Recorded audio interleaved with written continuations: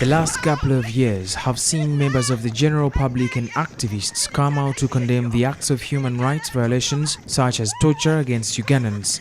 On several occasions, the security operatives have been accused of being behind such acts, which include alleged abduction of Ugandans and whisking them away to unknown locations. In a report released today by Alliance for Finance Monitoring, civic space in Uganda has shrunk in the last 2 years, and that the passing of the Computer Misuse Act has also added insult to injury. Because when you don't have physical spaces, then you cannot have civic space.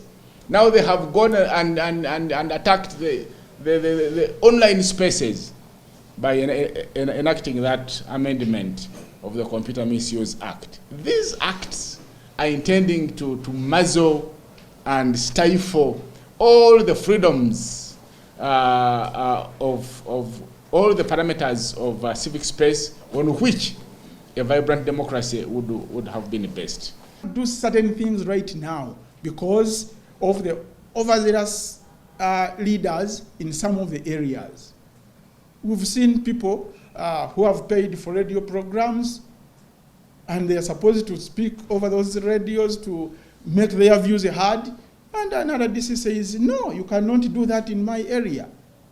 And money is lost, and people cannot hear from other people. This is very, very unfortunate. During the release of the report in Kampala, activists raised concerns over the unlawful arrests, alleged abduction and detention of Ugandans.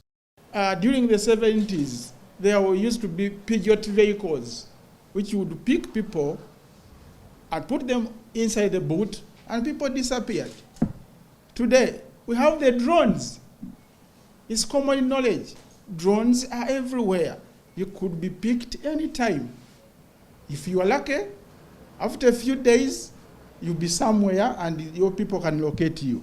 If you're unlucky, they would use the state coercive machinery to instill fear and make sure that people do what they want to do. They would make sure that they sabotage any form of citizen organizing, whether through commercial activities, whether through civic activities, whether through religious activities, because today there is not one group of citizens that you will say is well organized.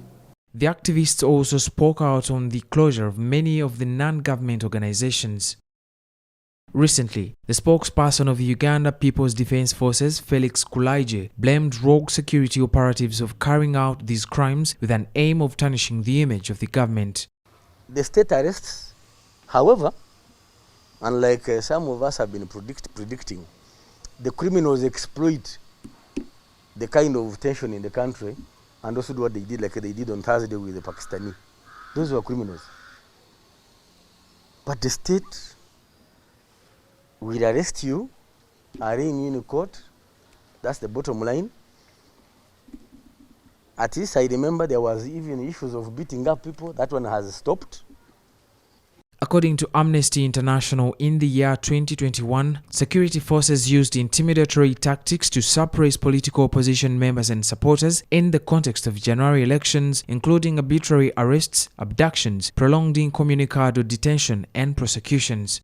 The file was compiled by Chris Malemu Semakula for CTV PM Edition.